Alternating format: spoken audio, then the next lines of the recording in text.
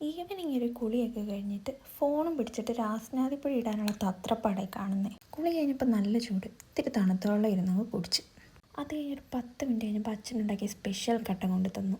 അങ്ങനെ അതും ബിസ്ക്കറ്റും കൂടെ കഴിച്ചുകൊണ്ടിരുന്നപ്പോഴാണ് 2 കാക്ക വന്ന്. മഴയൊക്കെയല്ലേ, അതിനും വിശക്കുന്നുണ്ടായിരിക്കും.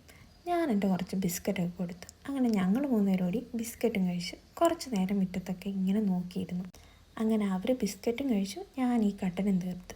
അങ്ങനെ വൈകുന്നേരം അമ്മൂമ്മ വിളക്കൊക്കെ തേച്ച് വൃത്തിയാക്കി വെച്ചിട്ടുണ്ട്, എല്ലാം റെഡിയാക്കി വെച്ച്. അങ്ങനെ വിളക്കെത്തിയിട്ടൊക്കെ അങ്ങ് കഴിഞ്ഞു. അതൊക്കെ അമ്മൂമ്മയാണ് കേട്ടോ. എനിക്ക് കായംകുളം വരെ പോകണമായിരുന്നു. പാലക്കാട്ടു നിന്ന് എൻ്റെ ഒരു അസറ്റ് വരുന്നുണ്ട്.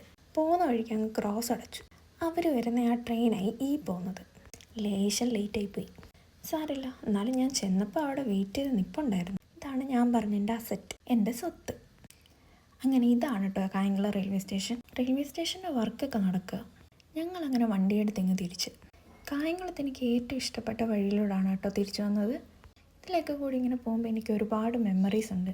എനിക്ക് ഒരുപാട് ഫ്രണ്ട്സിനെയും മെമ്മറീസൊക്കെ ബിൽഡ് ചെയ്ത് തന്ന സ്ഥലങ്ങളാണ് കേട്ടോ ഇതൊക്കെ. ഇത് കായംകുളത്ത് മാക്സാണ്. ഇത് ഈ പള്ളി, അങ്ങനെ ഒരുപാട് കാര്യങ്ങളുണ്ട് ഇവിടെ. ഇതൊക്കെ എൻ്റെ ലൈഫിൽ എനിക്ക് വളരെ ഇമ്പോർട്ടൻ്റ് ആയിട്ടുള്ള പ്ലേസസാണ്. അതിൻ്റെ ഒരു അറ്റാച്ച്മെൻറ്റ് എന്നും എനിക്ക് സ്ഥലത്തോടുണ്ട്. അങ്ങനെ അവിടേക്ക് ഒന്ന് കണ്ട് ഒന്ന് വീഡിയോസൊക്കെ ഒന്ന് എടുത്ത് പെട്രോൾ അടിക്കണമായിരുന്നു. പമ്പിൽ കയറി. അത് കഴിഞ്ഞ് കുഞ്ഞിന് ബിസ്ക്കറ്റ് വേണമെന്ന് പറഞ്ഞ് സൂപ്പർ മാർക്കറ്റിൽ ഒന്ന് കയറി. കായംകുളം മാർക്കറ്റിനുള്ളിൽ കൂടെ ഒന്ന് പോയി.